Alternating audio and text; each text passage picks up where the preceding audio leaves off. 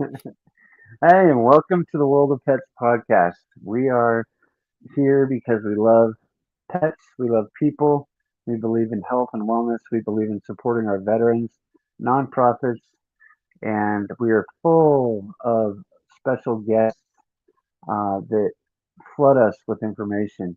But we are sponsored tonight by debspets.com. That's DEBSPETS.com. And we are also supported by our lovely engineer, Emily Goldmer. And she has her own podcast on World of Ability podcast on YouTube as well. So like and share all of this, get the message out. We're here to help other people, other pets, and also to have a good laugh from time to time when we run out of content, which isn't very often, not these days.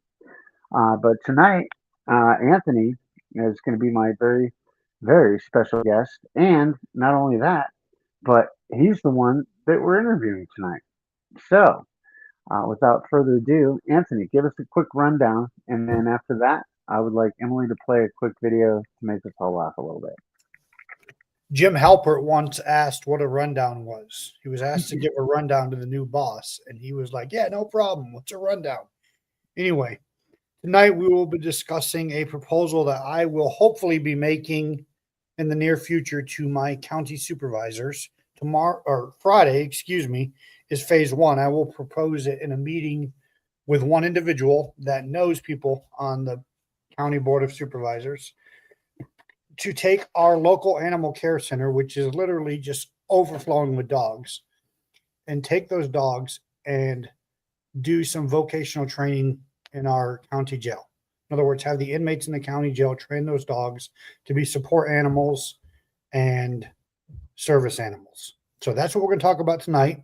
That gives you a quick rundown, and we'll go into more detail. But I think David has a special video to show. I do. And Emily, you can roll it right now. Roll And that beautiful bean footage. I'll give you a quick premise to the video is that I started this job like 6 weeks ago, but 5 weeks in a row I've been the leading rep. And so my supervisor manager put out a challenge. She said, well, if you guys hit this, then I'll take a pie to the face and share it with the rest of the team. So that's what our video is about. That's because 5 out of the 6 weeks that I've been employed, I'm top dog. I should buy you a Roman Reigns big dog t-shirt. Big dog. Roman Reigns. Yeah, right. You can be the Roman Reigns, Roman Reigns. Get a big dog t-shirt. I'll get the tribal chief. So, Very good. Emily, you can roll it anytime. Roll that beautiful bean footage.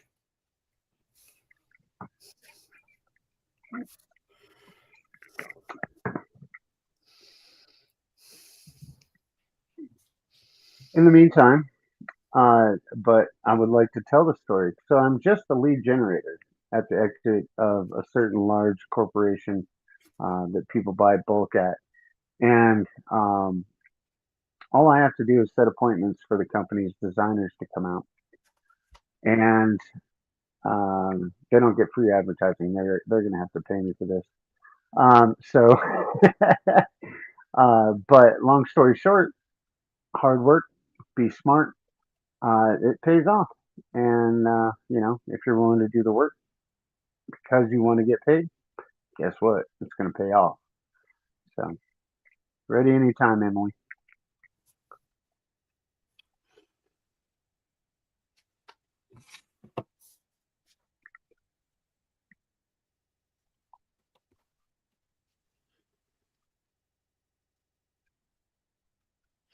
Some other things I've got in the works, David, for the podcast while she's getting the video ready is I reached out. I mentioned this a couple of weeks ago on the podcast, not last week, but I think the week before. So I reached out to a friend of mine who runs a parrot rescue out here. Mm-hmm.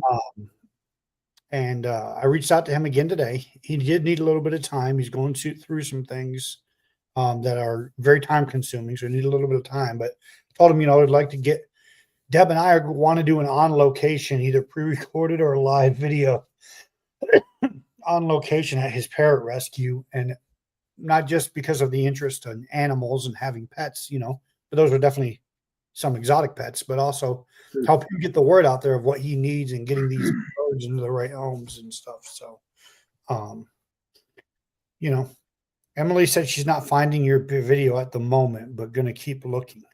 That's fine. We can go on without it. I just thought it'd be fun to start off with a little bit of humor. So I mean, not that we're not funny looking enough, but uh, so let's do this. Let's start from the basics. Who did you meet, and how did it start? Well, my interest in this started more than a year ago when I was living in the Pacific Northwest on my parents' ranch. I have my dog, my border. Excuse me, I'm actually a lot better today than I have been in about a week and a half, but I'm still getting over a warm cold. Anyway, a warm weather cold.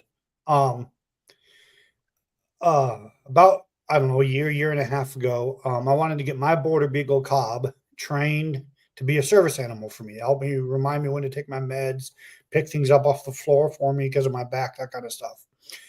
My dad was at the Washington State Fair or the Idaho State Fair, one or the other. I can't remember which state fair he was at. This was about 2 years ago. And he got in contact with this company called Canines with a Cause. Canines with a Cause is based out of Salt Lake City, Utah, and they train animals to dogs specifically to be service animals for veterans at no cost to the veterans. So if you're a disabled veteran and Wow. you've got the paperwork to prove the need for the dogs, you've got a note from your doctor, you've got the paperwork from the VA that says what your needs are and what your disability rating is. They train the dog. I think it's like a 12 or 16-week program where they train the dog at no cost to you, and then they work with you for weeks after that. For like 8 weeks after that, they work with you and then your dog literally graduates, gets the certificates, the vest, the whole 9 yards. That's cool. They had a partner agency there in Idaho, which was about an hour from where I lived, up there in the Pacific Northwest. I partnered with that agency. That guy ended up running some shady stuff in his operations. A couple of dogs died. Long story short, police raided his organization. He got shut down. So of course, Canines with a Cause stopped all affiliation with him. They were like, "Whoa, we want hands off. We don't want anything to do with this guy anymore." So my dog, long story short, was never able to complete training. But the program that this particular agency used is what piqued my interest. They partnered with the Idaho State Prisons, and they use the inmates in the state prisons to train these dogs to be full-fledged service animals, not just emotional support animals, or that was a phase of it, Sure. but full-fledged service animals, certified service animals. And then they sent you back with your trainer, obviously because the inmate can't leave prison, and your trainer worked with you for those 6 to 8 weeks to finish making sure you get your certificate and all that. Well, their program inside the state prison was, I think, a 9-week program, I believe is what it was. But what really got my interest about it was I did 9.5 years as a corrections officer in the Federal Bureau of Prisons. And vocational skills is something that inmates need desperately. Right. Since the early 1980s, the recidivism rate in the United States of America in the federal prison system has not fallen below 82%. So in almost 50 years, our recidivism rate has stayed at 82%, or higher.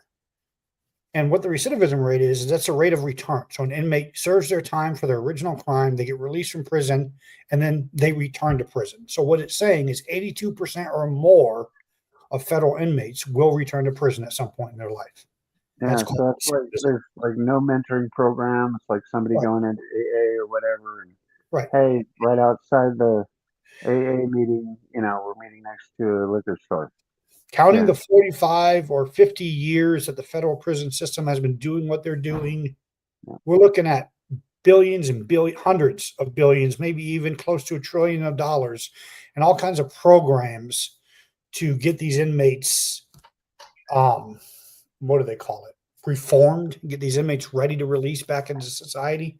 Right. So we've been trying the same thing for almost 50 years. And with negative results. Our recidivism rate has stayed 82% or higher since basically 1980.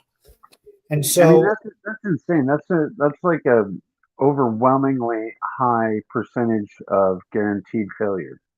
Right. That's No, crazy. I agree. And so something has to change. What I Yeah. liked about this program that I came across for training the service dogs was it gives the inmates the majority of the problem with inmates recidivizing or recidivating, or in other words, returning to prison, is once they leave, they have no direction, no vocational skills. Most of these guys grew up as baby gangbangers and on the street and in the street life. They grew up in homes with no direction, fatherless homes, no directions, all kinds of things of that nature. More than 70% of inmates that come to prison either come out of foster care or a single parent home. Mm. And so there's just a very, very clear lack of direction, very clear lack of structure and vocational skill sets in their lives. When in the United States of America, we had vocational training in our prisons, inmates were less likely to recidivate. They were less likely to return to prison. Why? Because they left prison with a sense of purpose. They left prison knowing how to make license plates or clean up roads or work on construction crews Mm. or work on vehicles, or they could even be a barber or a shoe shiner inside the prison. They learned how to do custodial, they learned how to do things inside the prison that would relate to keeping, right? What's the old saying go? Idle hands are the devil's playground. Mm. So they learned how to do things that would be beneficial to them once they release from prison. Once those programs ceased, that's when this downhill spiral of insanity started. Mm. What I love about this program is it gives inmates a purpose. It's training inmates to have a purpose, a vocation. They can leave. They're not just trained to be a. If you can train a dog to be a service animal, you can train a dog to sit, stay, and come when you call it. Right. So they're leaving with a skill that they can use out on the street to train Mm-hmm. people's pets, and they can make a living doing it. And so, I think it's a great incentive program for inmates, especially those that don't want to return, that have an opportunity to be released from prison. Um, it's a great thing to have them have a skill set in life that could cause them to make a living and keep them busy and keep them occupied on something that is legitimate. At the Right. same time, it's helping our county. Our county's animal care facility is so overrun. I mean, it is, they're literally begging people to take dogs. They're begging people. They're doing ad campaigns all the time, begging people. So not only would this be good for the inmates, it would be good for the county. It'd be good for the animals. But then the animals would go to either a veteran or a person with disabilities in need at no cost to that individual. We're already paying to lock the inmates up, right? In the federal prison system, I don't know what it costs in the county. In the federal prison system, depending on the inmate's health needs, it costs anywhere from $65,000 to $90,000 a year to incarcerate one single inmate. And If some days you paying, wages. Yeah, it's crazy. we're already paying the equivalent of a full-time job, why not give them a skill set that they leave with?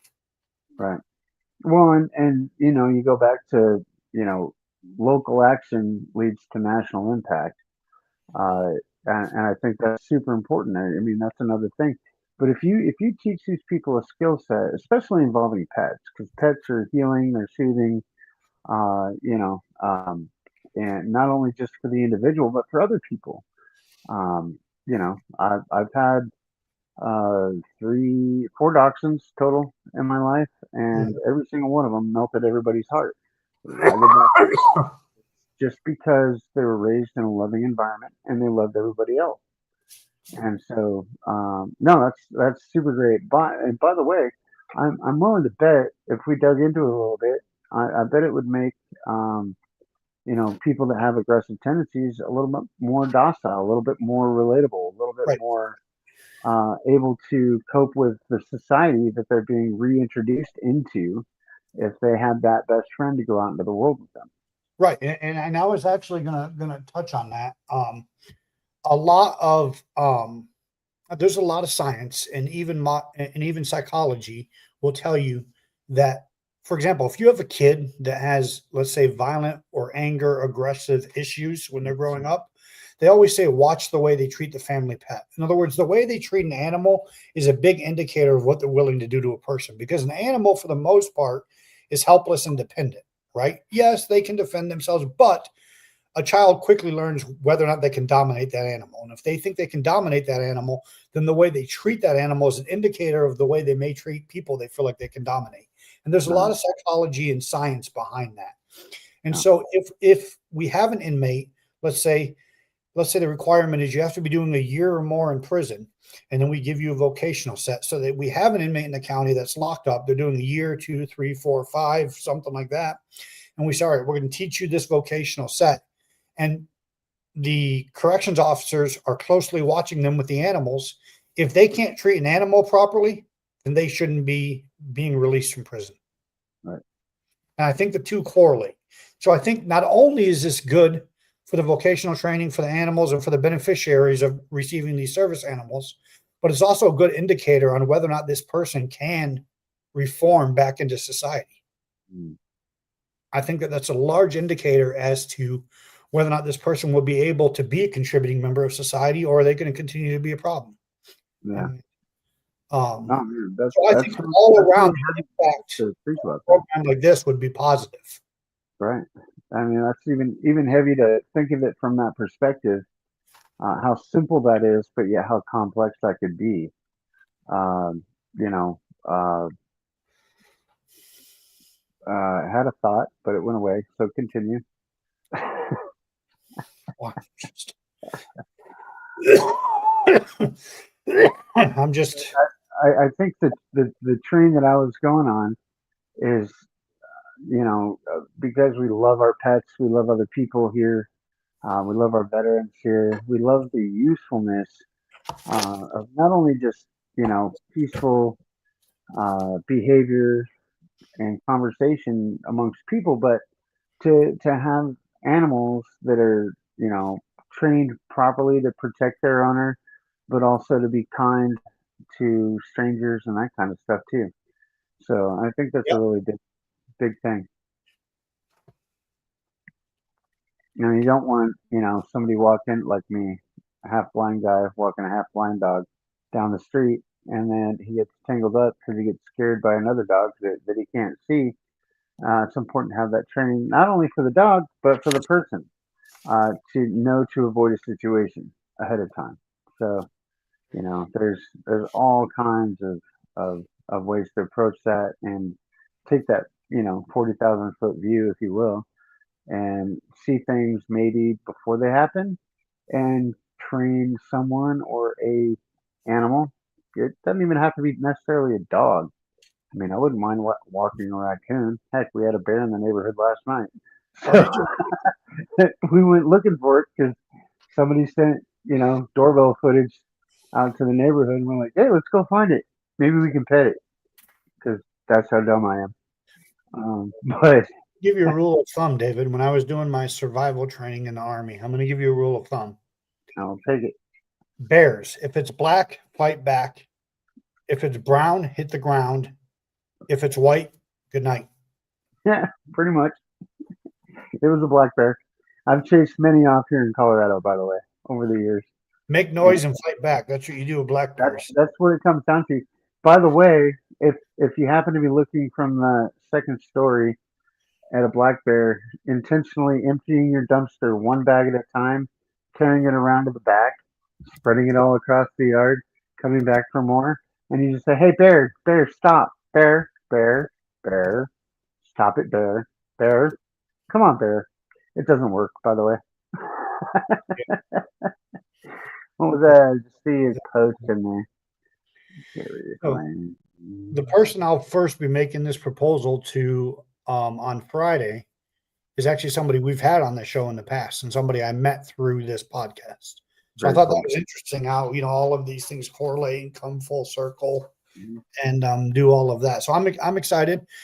I mean, there's still a lot of pieces to this puzzle that need to be put in place, but you know, you can't do it without taking the first step. So we're going to take the first step and see where it goes. Very good. And So the first step, I'm assuming, is a trying to figure out the volume of pets, the ones that might be suitable for that kind of a program. Well, that Now, would all be up are these to. just strays, or are they abandoned pets, or tell me a little bit of background on So why they have an overflow. I live in Pima County, Arizona. That's my county. That's where Tucson is. Tucson's in Pima County, Arizona. It's called the Pima County Animal Care Center. I'm sorry, the Pima Animal Care Center, PACC. We call it PAC for short. So PAC um, has for years now, probably 4 or 5 years. I don't know what the number is. I don't know what the percentage is, but they've just had an overflow of dogs, specifically dogs. They take in both strays, owners surrenders, animals of neglect and abuse. So yes, they would be the ones doing the vetting of the dogs. Sure. If the meeting goes well Friday, I'm going to start reaching out to some of these agencies I've worked with and find out how their program works, how they vet their dogs, and then myself and this lady will take it to the next step after that. Once I get all these ducks in a row, the first step is to make sure she's on board and she can put me in touch with the people that I need to be in touch with from the county. Once we get those meetings set up, then the rest of these will fall in place. But the first step is to get her on board. Once she's on board, then I begin to do the research. Once we get in touch with PAC, with the Pima Animal Care Center, and she knows the current director, once we get in touch with the current director and we get him on board, I will have already received the information from Canines with a Cause. There's another local agency here called Heroes Best Friend or something along those lines that does similar training. And I'm basically just going to interview the heads of those organizations and say, how do you guys do this? If I can get that local agency here on board, then I would take them over to the directors meeting with me at the Pima Animal Care Center and just say to them, their trainers would be willing to go into the prison, whatever it is, once or twice a week to work with these inmates and these animals. And then, of course, they've got their private business on the outside, and then the whole thing would just be supplemented by the county. So step one would be getting everybody on the same page, gathering the information we need, then making the proposal to the county. Once everything's approved, I think it's going to have a really positive impact on the Pima Animal Care Center because they're not going to have to worry about being maxed out for housing dogs, which means they'll be able to take in more dogs. We can take the healthy, qualified dogs and put them in this program.